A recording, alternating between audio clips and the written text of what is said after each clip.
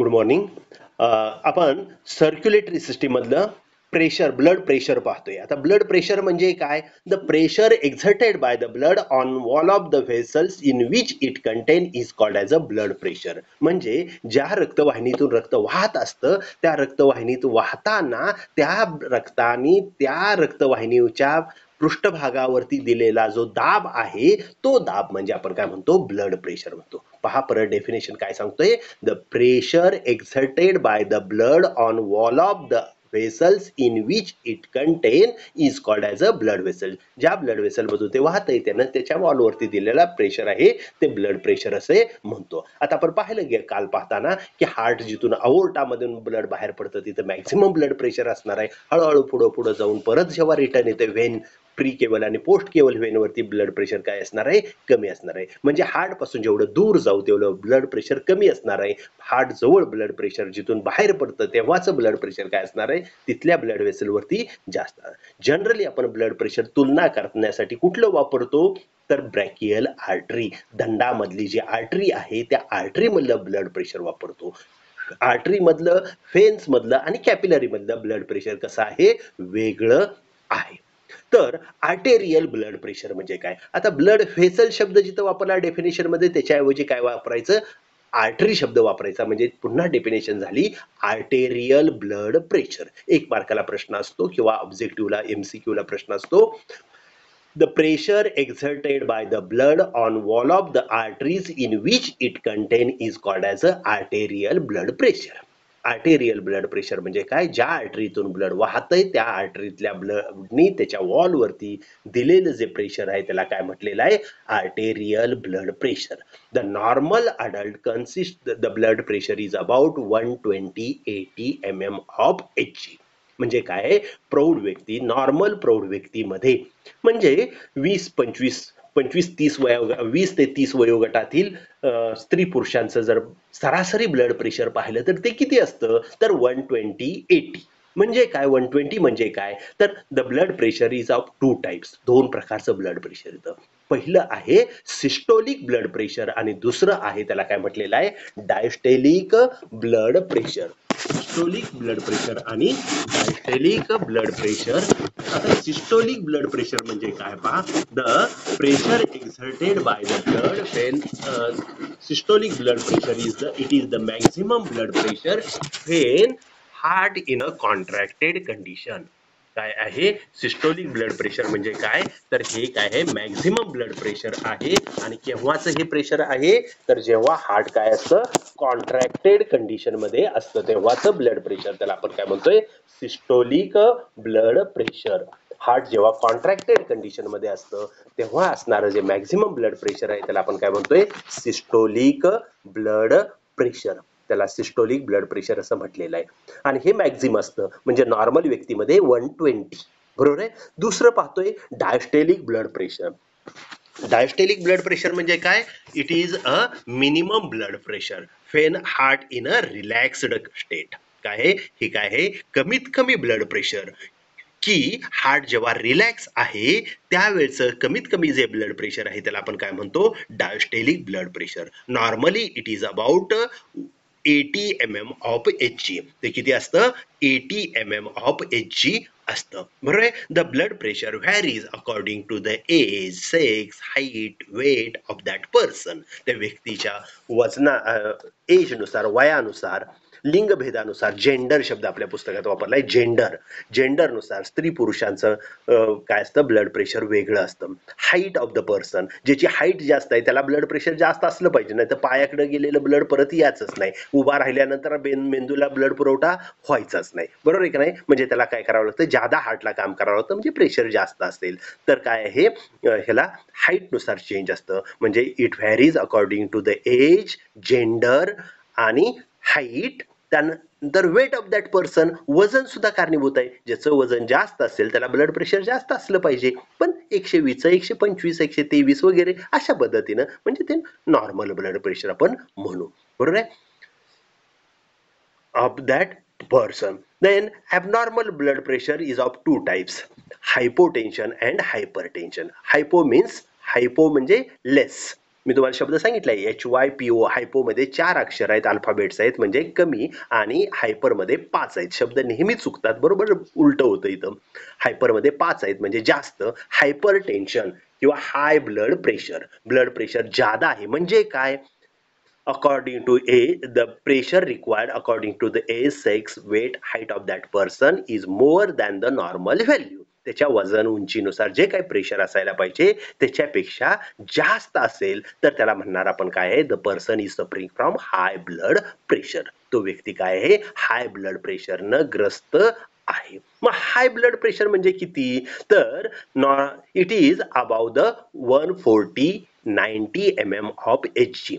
140-90 याच्यापेक्षा जर जास्त असेल, 140-90 हे काय आहे? Threshold value. पुस्तकात आपला शब्द वापरलाय थ्रीशोल्ड व्हॅल्यू. थ्रीशोल्ड म्हणजे बाउंड्रीवरची सांगितले. ह्याच्यापेक्षा ही बाउंड्री आहे, ह्याच्या बाउंड्रीच्या बाहेर जसा बॉल त्याच्या बाहेर गेला की आपण 4 आणि 6 सांगतो, तसं या बाउंड्रीच्या बाहेर गेला की म्हणायचं हाय ब्लड प्रेशर चा त्रास याला आहे.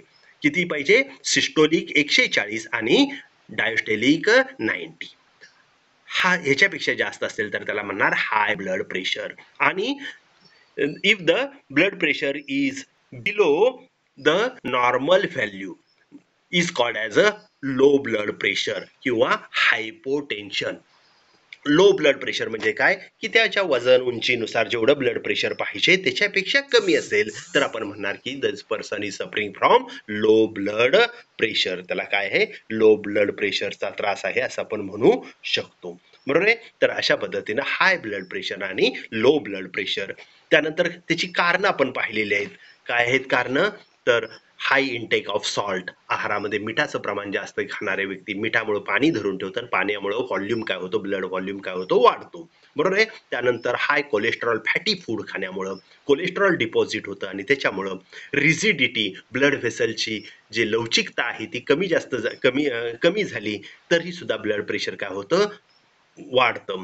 त्यानंतर डिपॉझिशन ऑफ कोलेस्ट्रॉल डिपॉझिट झालं ब्लड व्हेसलमध्ये तर मार्ग अरुंद बनतो आणि ब्लड प्रेशर वाढतं. तर इमोशन आहे, भावनिक स्थान आहे, एक्साइटमेंट आहे, एक्झरसाइज आहे, व्यायाम करताना सुद्धा अनेक्झिटी, चिंता, काळजी असेल तरी सुद्धा काय होतं? ब्लड प्रेशर काय होऊ शकतं? वाढू शकतं. बरोबर आहे? तर त्या काळामध्ये काय होतं? वाढतं. आता एक्झरसाइजच्या वेळी ते टेम्पररी वाढतं, तेवढ्यापुरतं वाढतं ब्लड प्रेशर आणि पुन्हा नॉर्मलला. म्हणजे अगदी आपलं हार्ट जर आहे तर ते आपण काय करतो?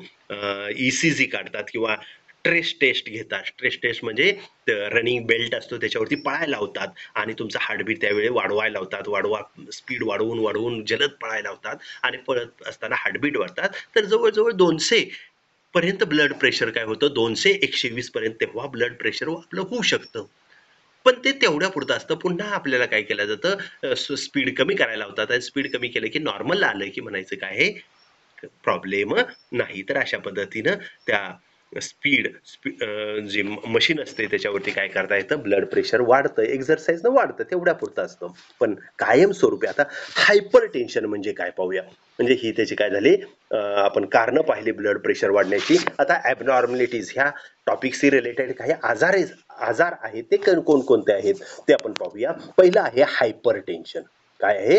Hyper tension. आता हायपर टेन्शन म्हणजे काय? The persistently rise the blood pressure higher than the normal is called as a hypertension. काय?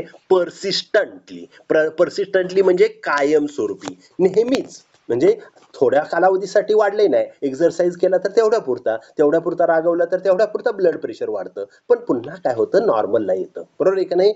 शांत झालो, पाणी पिलं की काय होतं? कमी होतं. बरोबर आहे की नाही? तर अशा पद्धतीनं काय आहे? कायमस्वरूपी जर ब्लड प्रेशर कसं असेल? हाय जर असेल तर त्याला आपण काय म्हणणार? हायपर टेन्शन आहे असं म्हणणार. पण हाय म्हणजे किती? Above 140-90 mm of Hg is called as a threshold of the hyper tension. काय म्हटलेलं आहे?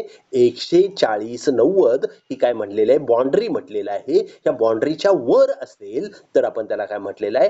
हायपर टेन्शन आहे. And the 180 to 120 mm of Hg and higher reading are dangerous to the health. आणि किती?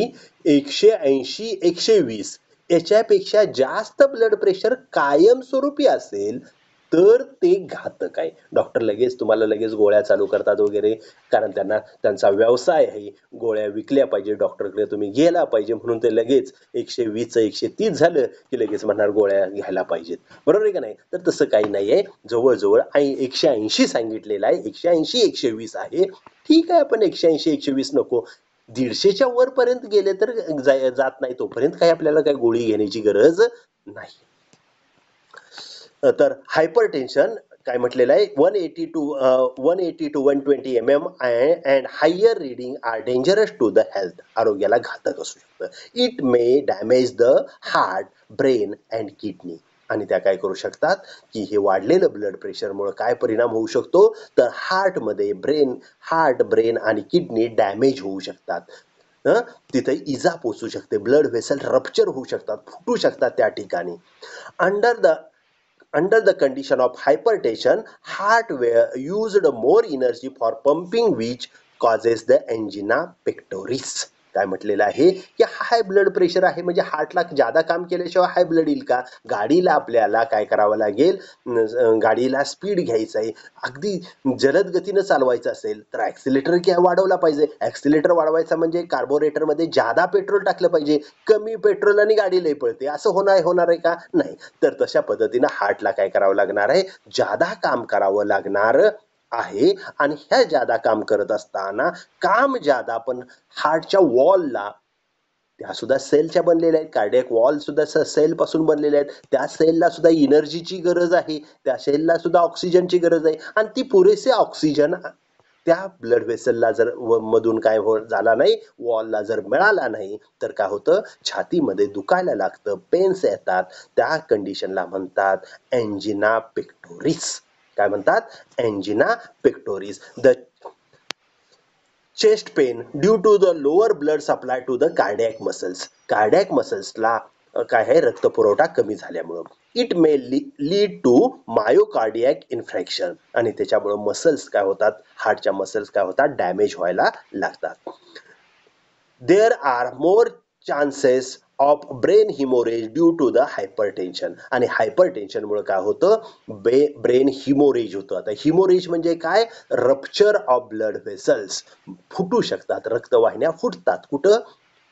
ब्रेनमध्ये. आता ब्रेनमध्ये कशाचा परिणाम होतो तर आपल्याला माहित आहे, इमोशन, भावनिक ताणतणाव जो असतो, चिडलो असलो, रागावलेलं असलो तर त्याचा ताणतणावामुळे काय होऊ शकतं की ब्रेन मधल्या ब्लड व्हेसल्स, कॅपिलरीज काय होतात, फुटतात, बस्ट होतात. आणि बस्ट झाले की तिथून पुढच्या भागाला काय होणार नाही, रक्तपुरवठा होणार नाही. आणि त्या भागाला रक्तपुरवठा नाही म्हणजे ऑक्सिजनचा पुरवठा नाही आणि ग्लुकोजचा पुरवठा नाही. ते जर झालं नाही तर काय होईल, तो भाग काम करणार नाही, मग पॅरालिसिसचा अटॅक येऊ शकतो. तर हे जे आहे त्याला काय म्हटलेलं आहे, brain hemorrhage due to the hypertension, as arteries in the brain are less protected by surrounding tissues as compared to the other organs. आणि आणखी काय कारण आहे की ब्रेन टिश्यू मधल्या आर्टरीच्या सभोवती फॅटी सबस्टन्सेस साठून, फॅट साठून, मेदघट साठून काय झालेलं नाही, संरक्षण दिलेलं नाही. कारण ब्रेन सेल्स त्याच्या भोवती आहेत आणि ब्रेन सेल्स वरती वरून ब्लड व्हेसल्स असतात, सरफेस वरून असतात. आणि त्यांना प्रोटेक्शन कमी असल्यामुळं जादा दाब झाला की त्या काय होतात, लवकर रप्चर होऊ शकतात. There are more chances of brain hemorrhage due to the hypertension, as arteries in the brain are less protected by surrounding tissues as compared to the other organ. In kidney, hypertension may causes the kidney failure. आणि किडनीमध्ये काय होऊ शकतं, kidney fail सुद्धा होऊ शकतात हायपरटेन्शनमुळे. बरोबर आहे. हा झाला हायपरटेन्शन, हा एक ॲबनॉर्मॅलिटीज आपण पाहिली. दुसरी ॲबनॉर्मॅलिटी आपण पाहतोय करोनरी आर्टरी डिसीज. कॅड म्हणतात त्याला, शॉर्ट फॉर्म काय आहे, कॅड, करोनरी आर्टरी डिसीज. म्हणजे काय, it is also known as a arthrosclerosis. यालाच दुसरं काय नाव आहे, अर्थ्रोस्क्लेरॉसिस असं नाव आहे. In this calcium, fats and cholesterol and fibrous tissue get deposited in blood vessels supplying blood to the heart muscle, making the lumen narrow. काय म्हटलेलं आहे, जे हार्टच्या वॉलला ज्या ब्लड वेसल जातात आपण त्याला अँजिओग्राफी करून आपण काय करू शकतो, पाहू शकतो. अँजिओग्राफी करतात माहिती आहे, छाती दुखत असेल तर हार्टच्या काय केलं जातो, ज्या ब्लड व्हेसल्स आहेत त्या ब्लड व्हेसल्सचा फोटो काढला जातो की त्या सगळ्या व्यवस्थित आहेत का, कुठं ब्लॉकेज आहे का पाहण्यासाठी.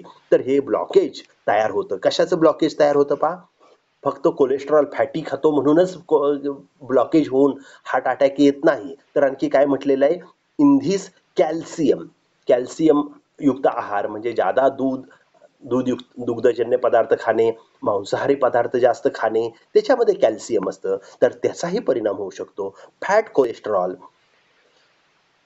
अँड फायब्रस टिश्यूज किंवा तंतुमय पदार्थ सुद्धा काही वेळा काय होतात, जाऊनच डिपॉझिट होऊ ब्लड व्हेसलमध्ये अडकू शकतात. Blood vessel supply to the heart muscle making the lumen narrow. काय आहे, मधली पोकळी कमी होणे, कडेला जाऊन साठले तर पोकळी निर्माण होणे, मध्येच जाऊन अडकली पुढे जाण्याचा पुरवठाच बंद होऊ शकतो. या कंडिशनला म्हटले coronary artery disease. Coronary artery नावाची आर्टरी आहे की ह्या आर्टरी काय होते, आपल्या ब्लडच्या हार्टच्या वॉलला काय करते, ब्लड सप्लाय करते. दुसरा ॲबनॉर्मलिटीज आहे, त्याला म्हटलेलं आहे अँजिना पेक्टोरिस. अँजिना पेक्टोरिस म्हणजे काय, it is the pain in the chest resulting from a reducing in the blood supply to the cardiac muscles. Cardiac मसल्सला, हार्ट मसल्सला रक्तपुरवठा न झाल्यामुळं, पुरेसा रक्तपुरवठा न झाल्यामुळं छातीमध्ये दुखायला लागतं. त्या कंडिशनला एंजिना पेक्टोरिस असं म्हणतात. It is characterised by several pain and heaviness in the chest. काय होतं, सातत्यानं काय होतं, पेन छातीत, आपल्या डाव्या बाजूला हार्ट आहे, डाव्या बाजूला हार्टच्या त्या भागाला काय होतं, दुखायला लागतं आणि छाती गच्च असल्यासारखं. काही शब्द आहे गच्च होणे म्हणजे, the heaviness in the chest. काय शब्द, आपण छाती गच्च आहे म्हणतो म्हणजे काय होते, heaviness in the chest. The pain may spread to the neck. आणि तिथून ते काय होतं, छातीत दुखायला लागतं, छाती डाव्या बाजूला दुखतं आणि डाव्या बाजूतून हळूहळू पेन्स कुठल्या भागात जातात, फक्त तेवढंच नाही तर हळूहळू काय होतं, वाढायला लागलं त्याचं दुखण्याचं प्रमाण की नेक रिजनला, मानेच्या बाजूला, ह्या डाव्या बाजूला मानेमध्ये लोअर जॉ, आपला खालचा जबडा आहे, त्या जबड्याला एक ब्लड व्हेसल जाते, त्याच्यावरती परिणाम झालेला असतो. लेफ्ट आर्म, डावा हात दुखायला लागतो, खांदा दुखायला लागतो, अँड द लेफ्ट शोल्डर, हे दुखणं म्हणजे आपल्या हार्टमध्ये प्रॉब्लेम आहे. आता सगळंच हात दुखतोय, खांदा दुखतोय काय म्हणजे लगेच हार्ट अटॅक आहे असं समजण्याचंही कारण नाही. The pain usually result from the exercise. कधी पेन्स आल्या पाहिजेत, तर ह्या कधी एक्झरसाइज, खूप श्रम केल्यानंतर, काम केल्यानंतर, खूप कष्ट केल्यानंतर, खूप व्यायाम केल्यानंतर जर दुखत असेल तर ते समजायचं लक्षण कशाचं आहे, हे एंजिना पेक्टोरिस आहे. When there is a more demand of oxygen but the heart by the heart but the supply does not meet the requirement. काय, त्यावेळेस हार्टला जादा ऑक्सिजनची गरज असते, ब्लडची गरज असते, रक्तपुरवठ्याची गरज असते आणि तो तेवढा रक्तपुरवठा होत नाही, म्हणून हार्ट पेन येतात. त्याला काय म्हणतो आपण, एंजिना पेक्टोरिस असं म्हणतो. पुढचा भाग आहे अँजिओग्राफी शब्द आहे. आता तो मात्र सिलेबस मधनं आपल्या या वर्षीसाठी तो ओमिट केलेला आहे, वगळण्यात आलेला आहे. हार्ट ट्रान्सप्लांट हाही शब्द वगळण्यात आलेला आहे, तोही पॉइंट आहे तो. आणि सायलेंट हार्ट अटॅक. तर हे 3 पॉइंट इथून पुढचे आहेत ते आपल्या अभ्यासक्रमातून काय केलेले आहेत, कमी केलेले आहेत. तरी पण आपल्याला काय आहे, थोडस आपल्याला समजावं म्हणून मी सांगतो, माहिती असावं. आता आपल्याशी बॉडीशी रिलेटेड आहे म्हणजे आपल्याला थोडस माहिती असावं. Angiography, x-ray image of the cardiac blood vessels to locate the position of the blockage is called as a angiography. Angiography म्हणजे काय म्हटलेलं आहे, एक्स-रे इमेज. काय केला जातं, एक विशिष्ट डाय, फ्लोरोसंट डाय आपल्या ब्लड मध्ये इंजेक्ट केला जातो. आपल्या शरीरामध्ये रक्तामध्ये एक वेगळा कलर काय केला जातो, इंजेक्ट केला जातो, फ्लोरोसंट कलर, की जसे रात्रीच्या वेळे रिफ्लेक्ट होणारे जे कलर असतात, रोडला रिफ्लेक्टर लावलेले असतात तसे, ते जे रात्रीच्या वेळी त्याच्यावर थोडा जरी प्रकाश पडला तर ते चमकतात. तर तशा पद्धतीचा कलर काही आहेत, ते कलर काय केले जातात, आपल्या रक्तात मिसळले जातात, त्याचं इंजेक्शन दिलं जातं आणि मग हार्ट पर्यंत पोहोचल्यानंतर हार्टचा काय घेतला जातो, एक्सरे काढला जातो आणि मग त्या फ्लोरोसंट मधनं त्या आपल्याला ब्लड वेसल्स काय होतात, दिसतात. त्या ब्लड वेसल्स सर्व जर व्यवस्थित असतील, नॉर्मल दिसत असतील तर काही ब्लॉकेज नाही असं समजायचं. आणि एखादी मोठी ब्लड वेसल पुढे पुढे जाते आणि मध्येच ब्लॉक झाली, पुढे मार्गच नाही, पुढे काहीच दिसत नाही, तर समजायचं काय झालेले आहे, तिथं ब्लॉकेज निर्माण. तर अशा पद्धतीने ब्लॉकेज शोधून काढण्यासाठी काय केला जातो, एंजिओग्राफी केली जाते. X ray image of the cardiac blood vessels to locate the position of the ब्लॉकेजचं पोझिशन शोधण्यासाठी is called as a angiography. Depending upon the degree of blockage, remedial processes like angioplasty or bypass surgery are performed. आणि किती प्रमाणात blockage आहे आपल्याला सांगतात, एक blockage आहे, दोन, मग किती असतील ती संख्या सांगतात. आणखी काय सांगतात, किती प्रमाणात आहे, ती अरुंद झालेली ब्लड व्हेसल्स किती आहे, पूर्णच बंद आहे का काही प्रमाणात रक्तपुरवठा होतोय, त्याच्यावरती काय केलं जातं, ट्रीटमेंट दिली जाते. एक म्हणजे पहिली ट्रीटमेंट आहे त्याला म्हटलेलं आहे एंजिओप्लास्टी. आता एंजिओप्लास्टी म्हणजे काय, तर तिथं बलून हवेचा बुडबुडा सोडला जातो, तिथपर्यंत नेला जातो आणि काय केला जातो, ब्लड म्हणजे याच्यातून छोट्याशा बारीक पाईप मधून तिथपर्यंत नेला जातो आणि तिथं नेऊन सोडून त्याला फुगवला जातो. त्यामुळे ब्लड व्हेसल काय होते, ताणली जाते, फुगवली जाते आणि तो ब्लॉक पुढे निघून जाऊ शकतो. तर अशा पद्धतीची जी सिस्टीम आहे त्याला काय म्हटलेलं आहे, एंजिओप्लास्टी म्हटलेलं आहे. किंवा दुसरं आहे बायपास सर्जरी. जर ते करून जर होत नसेल, स्टेन्स म्हणतात त्याला, स्टेन्स बसवतात तिथं, स्प्रिंगा बसवतात तिथं नेऊन, की ती पुन्हा जागेवरती येऊ नये अशा पद्धतीनं काय केली जाते, स्प्रिंग नेऊन तिथं बसवली जाते, टेन्सिल्स बसवल्या जातात. किंवा बायपास सर्जरी म्हणजे काय करायचं, तो मार्ग पुढं ब्लॉकेज निघतच नाही तर दुसरा पर्यायी मार्ग व्यवस्था करणे, मागून प्लास्टिकची पाईप जोडून ब्लड वेसलला पुढे रक्त पुरवठा सुरळीत केला जातो. म्हणजे रस्त्यावरती ऍक्सिडेंट झाला तर आपण काय करतो, दुसरीकडनं मार्ग असेल त्या मार्गातनं बाहेरनं वळून पुन्हा आपल्या मेन रस्त्यावरती येतो. तशा पद्धतीने रक्तपुरवठा सुरळीत केला जातो, त्याला काय म्हणतात, bypass surgery.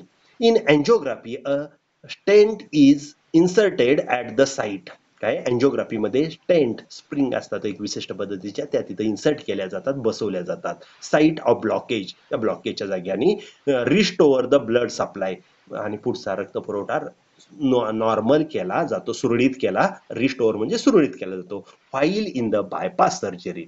बायपास सर्जरीमध्ये द अर्थ्रोस्क्लेरो atherosclerotic region is bypassed with a part of vein or artery taken from the other suitable part of the body like hands and legs. काय म्हटलेलं आहे, बायपास मध्ये काय केलं जातं, की तो ब्लॉकेज निघतच नाही अशा वेळेस आपल्या हाताची किंवा पायाची एखादी आर्टरी किंवा वेन कट करून घेतात आणि ती कट करून वेन काय करतात, हार्ट मध्ये त्या जिथं ब्लॉक आहे तो ब्लॅकच्या मागं जोडायची आणि परत ब्लॉकच्या पुढे जोडायची, म्हणजे काय होईल, रक्तपुरवठा पुन्हा सुरळीत होईल. अशा पद्धतीने केलं जातं, त्याला काय म्हणायचं, बायपास म्हणायचं. त्यानंतर हार्ट ट्रान्सप्लांट पुढचा एक पॉईंट आहे, आपल्या अभ्यासक्रमात नाहीये पण तरी पण सांगतो. हार्ट ट्रान्सप्लांट म्हणजे काय, replacement of सिव्हिअरली damaged heart by normal heart from brain dead or recently dead donor is called as a heart transplant.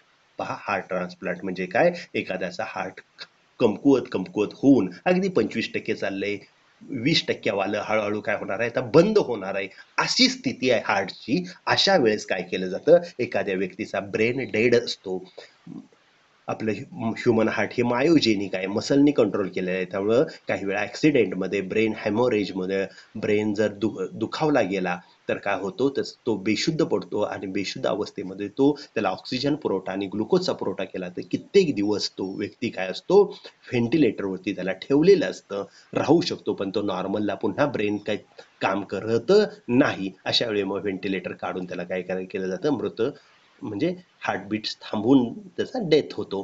तर अशा वेळेस त्याच्या पालकांनी जर काय केलं, पॅरेंट्सनी त्यांना जर सहमती दिली, तर अशा व्यक्तीचं हृदय काय केलं जातं, अशा ज्यांचं कमकुवत हृदय आहे अशा व्यक्तीला काय केलं जातं, बसवलं जातं. किंवा नुकताच मृत्यू झालेला आहे, जनरली ॲक्सिडेंट नंतरचा रक्तस्राव झालेला असतो आणि लगेच मृत्यू होतो. आता पार्ट वगैरे तुटलेले आहेत, पाय तुटलेले आहेत, हातपाय तुटलेले आहेत, अशा स्थितीत तो काय होऊ शकत नाही, सरळ सुस्थितीत येऊ शकत नाही. अशा वेळेस तो व्यक्ती मेल्याबरोबर मृत पावल्यानंतर लगेच काय केलं जातं, त्याचं हार्ट काढून घेतलं जातं आणि अशा व्यक्तीला काय केलं जातं, ट्रान्सप्लांट केलं जातं. Heart transplant is necessary in case of patient with end age heart failure. End age, age stage, end स्टेजला आहे, आता काही वेळानं हार्ट बंदच पडणार आहे अशी स्थिती असते, अशाच व्यक्तीला दुसऱ्याचं हृदय बसवलं जातं. And several coronary artery disease, आणि करोनरी आर्टरी डिसीज आहे, ब्लॉकेज आहे, खूप ब्लॉकेज आहे की ते काही केल्या निघू शकत नाहीत अशा वेळेस. सायलेंट हार्ट अटॅक पुढचा डिसीज आहे, सायलेंट हार्ट अटॅक. हा सुद्धा आताच्या सिलेबसमध्ये नाही आहे.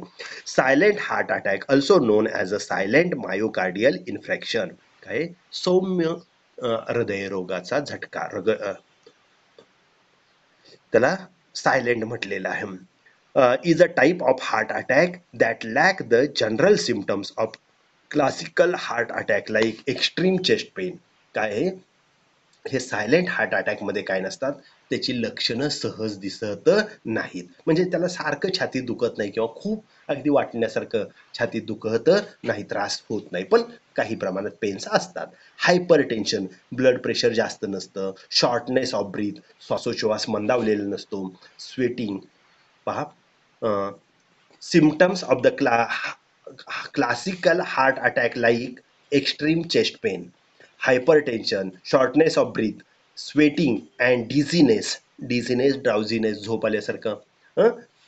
तर असेच लक्षणं कुठली दिसत नाहीत, घाम येत नाही, छातीत दुखत नाहीये, ब्लड प्रेशर वाढलेलं नाही, श्वासोश्वास मंदावलेला नाही, अशी कुठलीही लक्षणं न दिसता सुद्धा सायलेंट हार्ट अटॅक येऊ शकतो. मग सिम्पटम्स कसं आहे, काय आहेत? Symptoms of silent heart attack are so mild, सौम्य असतात, that a person often confuse it for regular discomfort or thereby ignore. काय आहे, किरकोळ काहीतरी झाल्यासारखं वाटतं, किरकोळ काहीतरी दुखतंय असं वाटतं, मग ते किरकोळ आणि हार्ट अटॅक ह्यातला फरक त्या व्यक्तीला समजत नाही. तो काय करतो, हे काहीतरी किरकोळ आहे, कशामुळे तरी गॅस झाले असतील पोटात म्हणून त्याचं प्रेशर आल्यामुळे दुखत असेल वगैरे, आणि तो त्याच्याकडे दुर्लक्ष करतो. It has been studied that man are more affected by silent heart attack than the woman. आणि संशोधनांती सिद्ध झालेलं आहे की स्त्रियांच्या मानानं पुरुषांमध्ये हे सायलेंट हार्ट अटॅकचं प्रमाण काय असतं, जास्त पाहायला मिळतं. तर अशा पद्धतीनं हा जो भाग आहे, तो भाग आपण काय केला, या ठिकाणी आपण काही ॲबनॉर्मलिटीज काय केलेल्या आहेत, पाहिलेल्या आहेत. इथं मी आता थांबतो, 1 मिनिट रेकॉर्डिंग. हा पहा,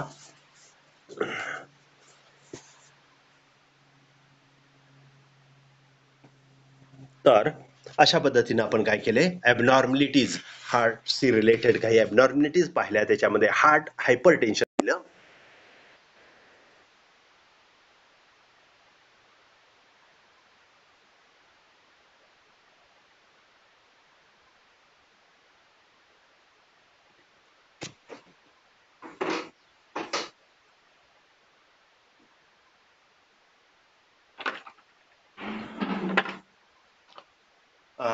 तुझं कितीला आहे, आम्ही टाकू ग्रुप ह्याच्यावर. नको, मला व्हिडिओ करू द्या प्लीज, टाकू नका.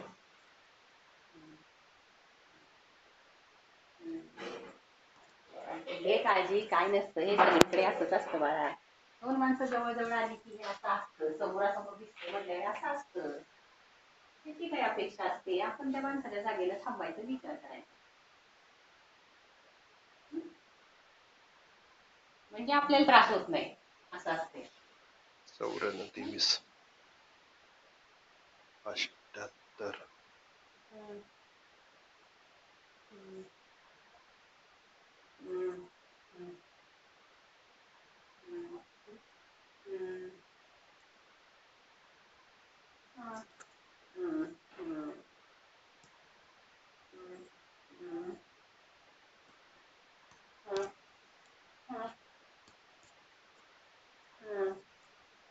हम्म, हम्म.